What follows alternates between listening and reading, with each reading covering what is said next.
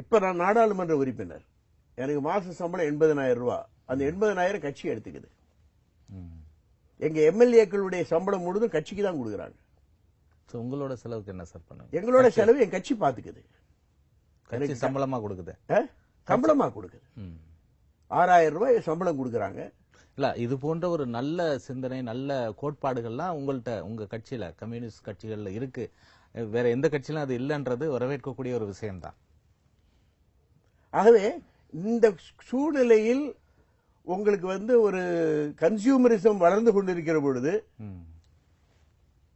ஒரு கம்யூனிஸ்ட் கட்சி இவ்வளவு டிசிப்ளினா இருக்க முடியும் என்பது ஒரு மிகப்பெரிய சாதனை என்பதை நீங்க பார்க்க தவறக்கூடாது என்பது என்னுடைய வேண்டுகோள்.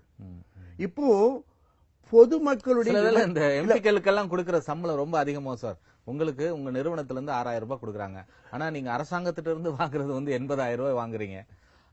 80,000 ரூபாய் நான் வாங்குறேன், கட்சி கொடுக்குது. கட்சி மத்திய கட்சி பாதி பணத்தை மாநில கட்சி கொடுக்குது.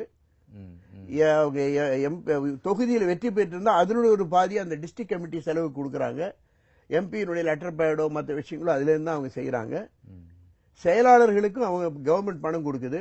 அந்த செயலாளர்கள் பல பேர் கட்சிக்கு அந்த பணத்தை கொடுத்துறாங்க. அவங்க சொந்தத்துக்கு எடுத்துக்கிறது கிடையாது. சார், உங்களுக்கு 6,000 ரூபாய் சம்பளம்ன்றது ரொம்ப குறைச்சலா இருக்கேன்னு வேதனையா இருக்கு. வேற இல்ல, எனக்கு 6,000 ரூபாய் சம்பளம் இருக்குன்னா எனக்கு கொஞ்சம் ஒரு ஃபால் பேக் இருக்குது. என்னுடைய வீடு வாடகை வீடு, அது என்னுடைய உறவினருடைய வீடு. அது அந்த வீட்டுல அவர் எனக்காக கொடுத்திருக்கிறாரு. பசங்க உதவி செய்யறாங்க. தனிப்பட்ட திரு ரங்கராஜன் அவர்களை அல்ல,